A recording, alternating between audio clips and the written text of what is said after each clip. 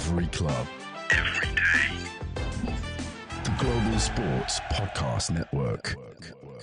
Hello and welcome to the Newcastle United podcast with GSPN. My name is Joe and I'll be your host today. I'm joined with our wonderful dream team of Nick. Hello. Hello. You all right, I'm good. Didn't expect it to come to me. Did I surprise you there? Yeah. Sorry. Yeah. Also, who might be a little bit more prepared, we've got Kev.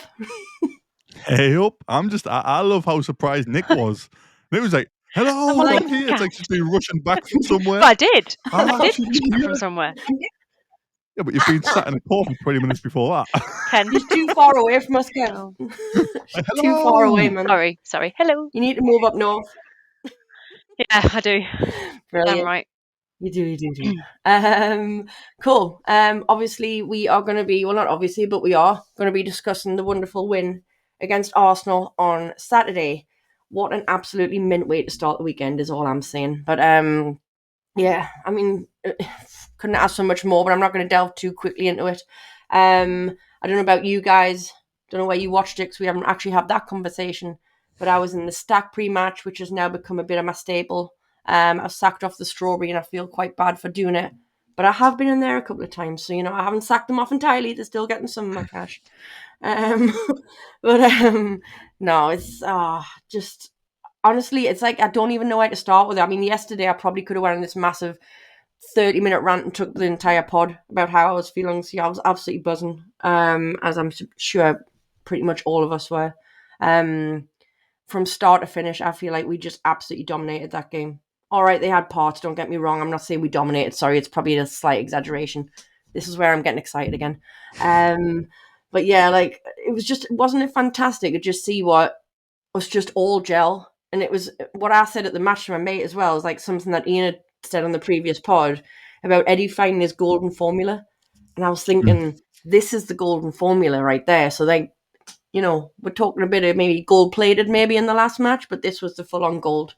So, before I blab on a bit too much, Kev, I'm going to come to you. Give me some of your kind of views on the match there. Initial reaction. I think a good place to start has got to be the team selection. It surprised everybody. There was no Tonali. He brought Longstaff in. Willock kept his place.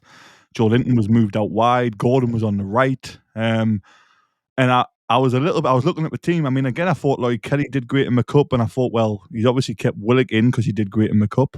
So why didn't he keep Kelly in, and why didn't Kraft stay? But I mean, wow, talk about getting it right. None of us can say anything ever about team selection towards Eddie Howe because none of us really would have put Longstaff back in there. I think Willock was more of a favourable choice from the fans, and when we put our predicted 11s out, it was huge. So, yeah, team selection, he got it absolutely spot on. I just feel like he knew that we couldn't be technically better than Arsenal because Arsenal's one of the best technical teams in the league.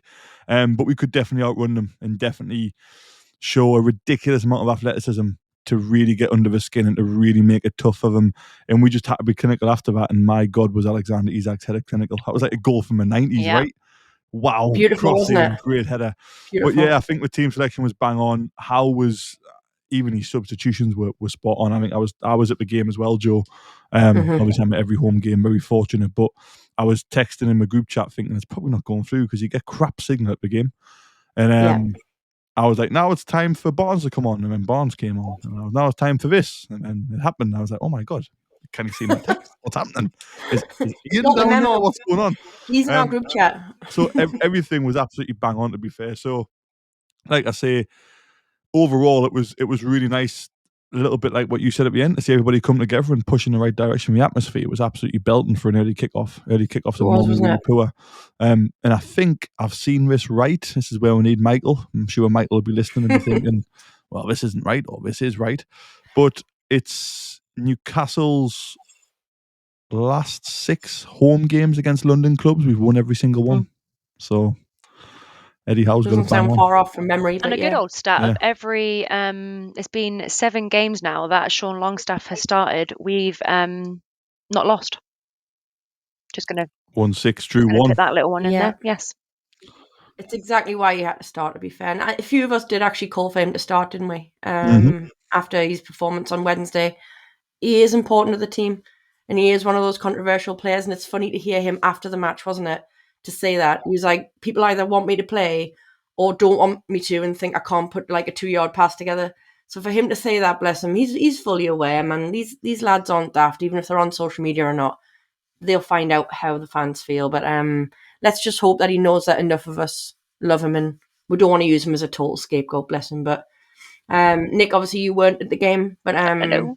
how was your kind of watching from home experience? Yeah, I thought obviously I wasn't at the game. I'm not fortunate enough to get to a lot of them at the minute, particularly with the ballot. That's a subject for another conversation, for another podcast. Yeah, pretty much off the back of what you guys have said. Obviously, you could feel the atmosphere. I actually had to listen into it. I couldn't watch it because it wasn't on any of my available TV channels. So I listened to it, but you can sort of feel and hear the atmosphere. What you guys were saying, and yeah, it sounded like, and I've obviously watched it now on Match of the Day and things like that, and it was nice just to see how clinical we were. I think I said that to you, Kev, when you sent a text sort of mid-match, and I said we've got it. We just need to stay clinical, stay tight.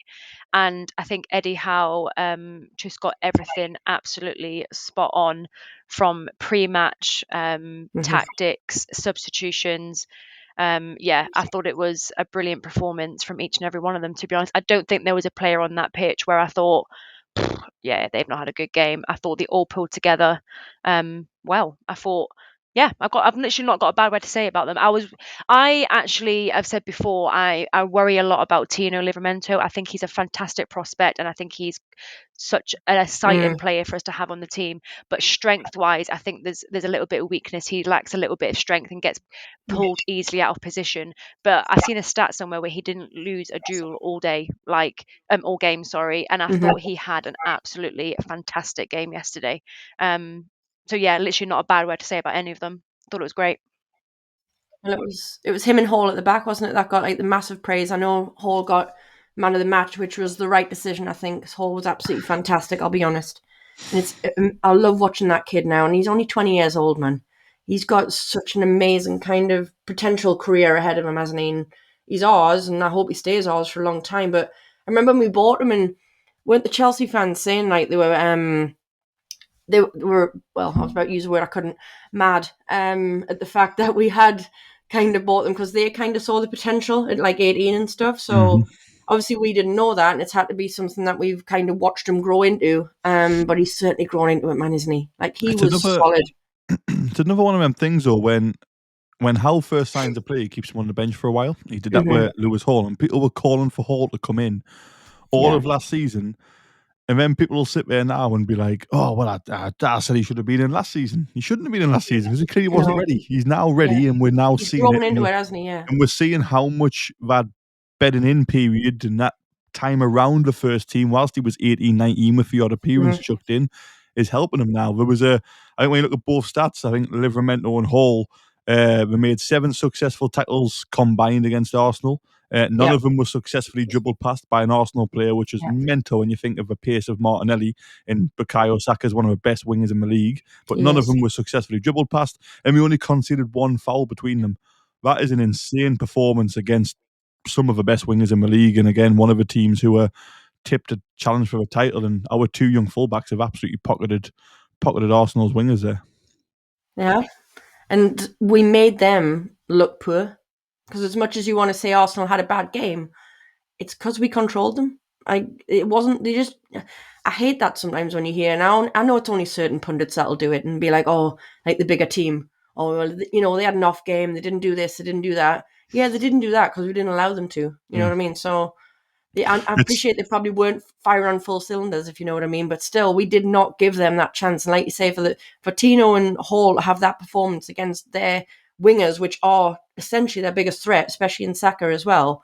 It's outstanding, isn't it? It was brilliant to see. So. You are bang on, though. It's not fluke because, again, I mean, I sound like Michael today coming out with all the stats.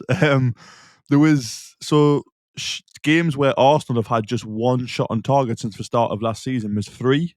One of them's Bournemouth, and the other 2's Newcastle.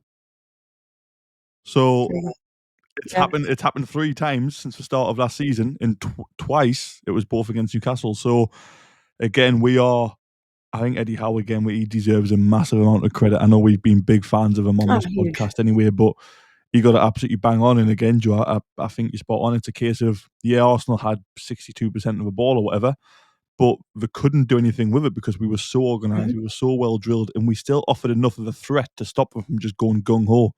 So It was just perfectly played. It was a masterstroke, to be honest.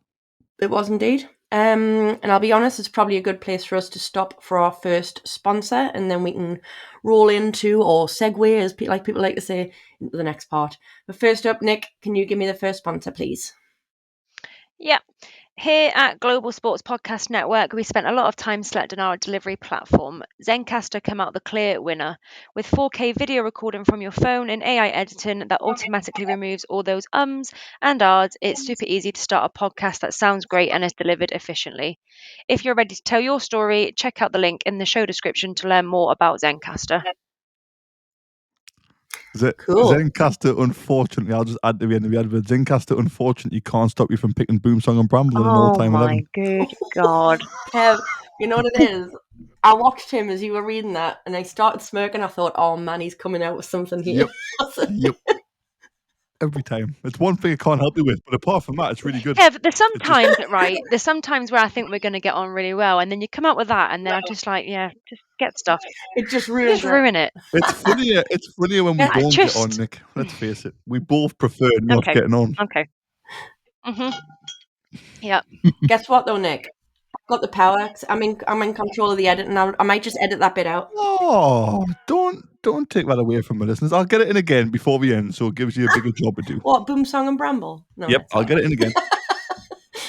I can't wait for you to say something wrong one day. It's not about being wrong. It's just about being completely off it.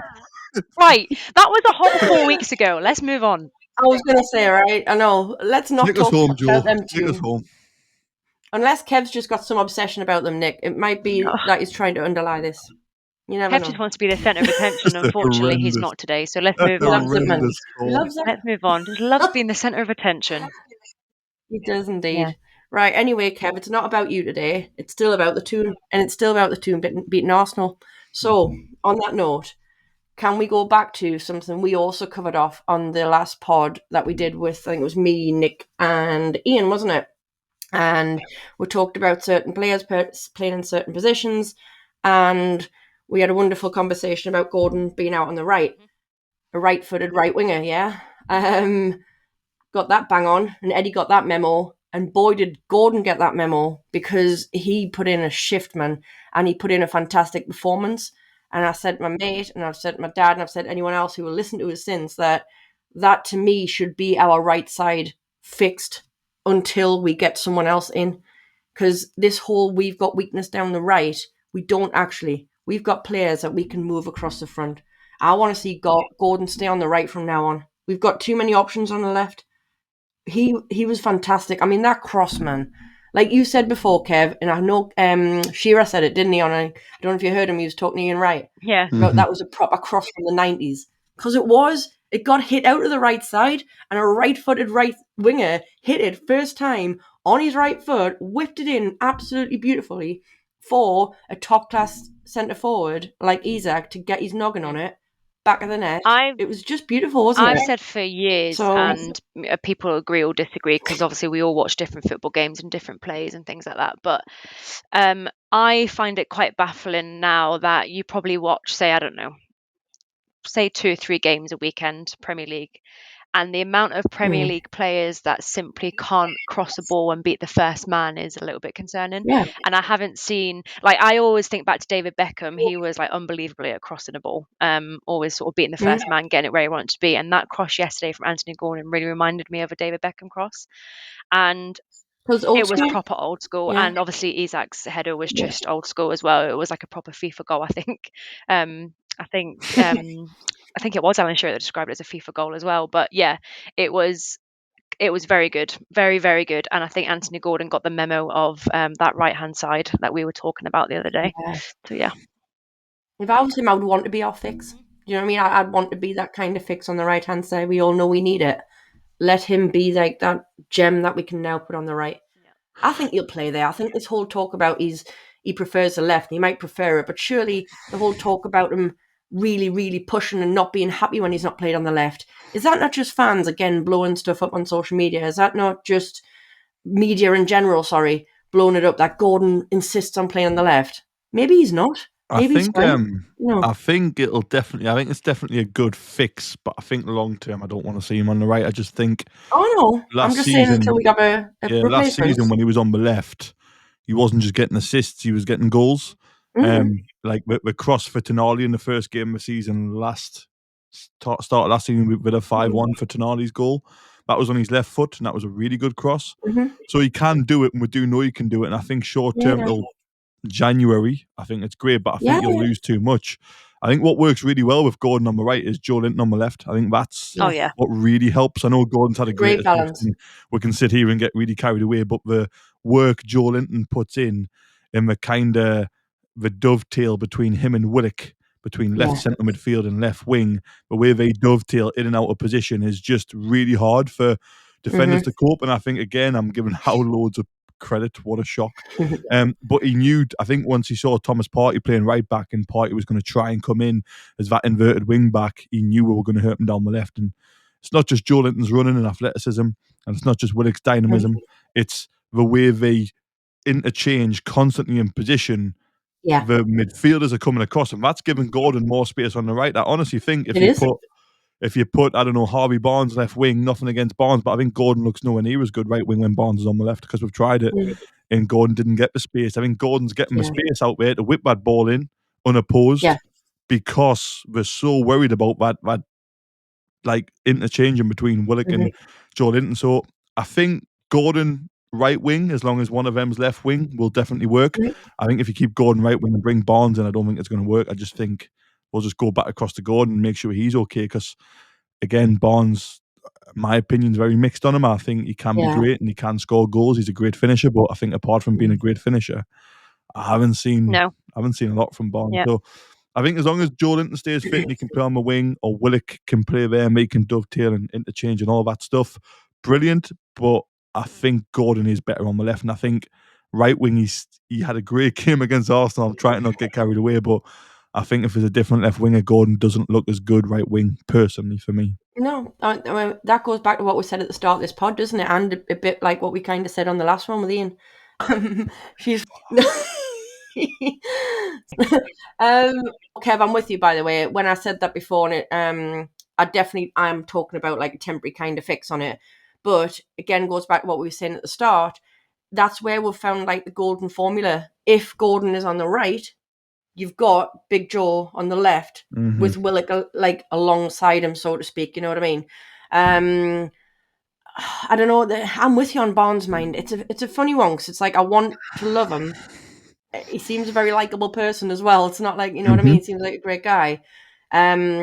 But I think I expected more from him at this point, I think. And it hasn't kind of curtailed or whatever. So it's a big problem, because if Gordon's going to be a left winger, he's going to get nowhere near the first team. Yeah. And if Gordon's going to be a right winger, I think Joe Linton's better on the left to complement Gordon. Yeah, that's what I mean, if Gordon's a right winger, he's not even second choice left winger. And he is second choice left winger if Gordon's a left winger. So